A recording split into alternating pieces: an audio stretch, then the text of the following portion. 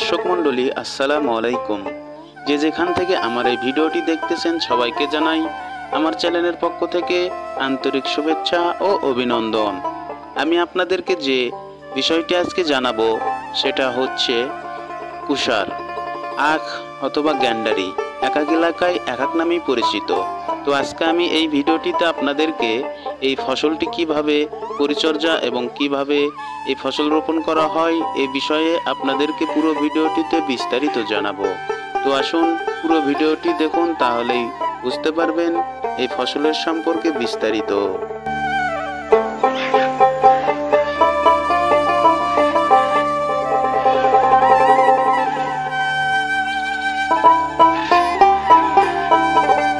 দর্শক বন্ধুরা, এই ফসলটি অনেকেই শখের বশে বা অনেকেই চাষার আবাদ করার জন্য ফসল হিসেবে জমিতে করে থাকেন। আমার এখানে এই ফসলটি জমির এক কোণায় লাগানো আছে, শুধু বাড়ির চাহিদা এবং পরিবারের চাহিদা মেটানোর জন্য। অনেকেই এটি বাণিজ্যিক আকারেও করে থাকেন। তাই আমি বলতে চাচ্ছি, এই ফসলটি যারা বাড়ির আশেপাশে বা জমির এক কোণায় লেগে রাখেন তাদের বিষয়ে আমি আজকের ভিডিওতে বলবো।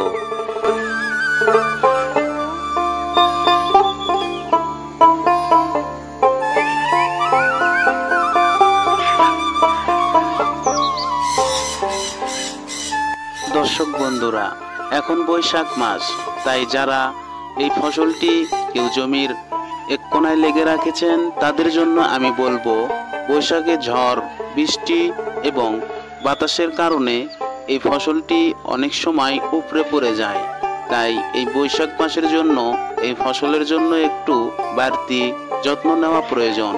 তাই আপনারা যদি শখের বশে বা জমির এক কোণায় লেগে রাখেন তাহলে দেখবেন এই ফসলটি অনেক ঝাপড়ো ঝুপড়ি বা অনেক ডালপালা এর ভিতরে জন্মে নিয়েছে। তাই এগুলো একটু পরিষ্কার করে দেবেন এবং গোড়া থেকে ওপর দিকে দেখতে পাচ্ছেন এইগুলো কিভাবে পরিষ্কার করা হয়েছে, এবং এই রকম পাতা দিয়ে বেঁধে দেবেন, কারণ বাতাসে বা ভারী পানিতে বর্ষাতে এগুলো যেন উপরে না যায়।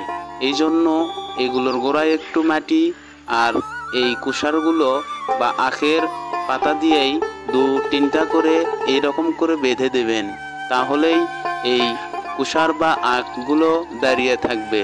যদি এই কাজ না করেন তাহলে দেখবেন সামান্য বাতাসেই এগুলো পড়ে যাবে এবং ভেঙে যাবে।